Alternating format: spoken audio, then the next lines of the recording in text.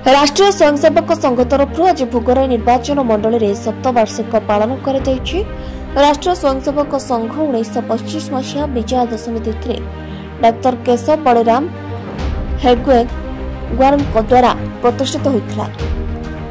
परिप्रेक्षी में भोगराई ब्लॉक देहुरदा छक निकट 2 किलोमीटर पर्यंत पथ संचालन अनुष्ठित होता। शताधिक स्वयंसेवक संघ जोगदे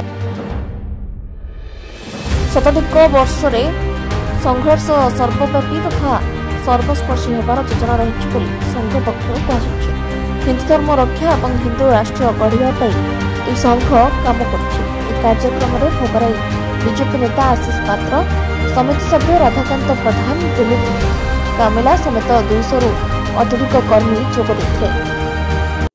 100 वर्ष पूर्ति उपलक्षे आज आमर अक्टोबर 4 तारिख में गणवेश होता। गणवेश बहुत आमर आरएसएस कार्यकर्ता मान जोग देते एवं गणवेश आम पाखापाखि 2.5 किलोमीटर बुलिलु पदयात्रा करिक आम एठी पहुँचलु। आज कहया कथा हूँ 1925 मसीहा आरएसएस सृष्टि होता।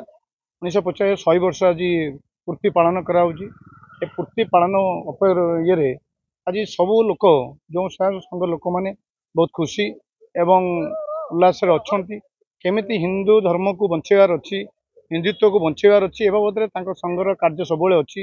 ए कार्य देखा गले आप आरएसएस बहुत विंग्स अच्छी से विश्व हिंदू परिषद अच्छी अन्य कार्यकर्ता से आम ये संघ को आम आज धन्यवाद भारत वर्ष जी हिंदू जदि किसी बाट आगे हिंदुत्व अच्छी हिंदू धर्म अच्छी ये आरएसएस संभव हो पारी। आम समस्ते आम जो मैंने भी आज आरएसएस बाहर भी अच्छा संघ बाहर जो मैंने अच्छा निवेदन करी जदि भारत वर्ष हिंदुत्व बचा सनातन धर्म को बचार अच्छी आरएसएस सहित जोग दिंतु एवं केमिति आगामी दिन में ये भारत वर्ष हिंदू राष्ट्र परिणत समस्त चेष्टा कर समय गत जो विजया दशमी गला ये विजया दशमी को राष्ट्रीय स्वयंसेवक संघर 100 वर्ष पूर्ति है एवं राष्ट्रीय स्वयंसेवक संघ होउची पृथ्वीर सर्वबृहत स्वेच्छासेवी संगठन।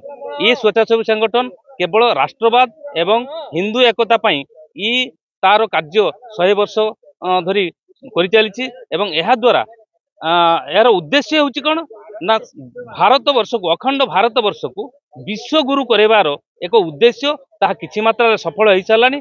आसंता अल्प दिन भितर राष्ट्रीय स्वयंसेवक संघर जो नीति आदर्श एवं हिंदुत्व एकता पाई जो कार्य ये कार्य द्वारा राष्ट्रभक्त निर्माण हेबे एवं भारत दिने विश्वगुरु हेबार मान्यता पाइबो। यार एथिरे तिले मात्र संदेह।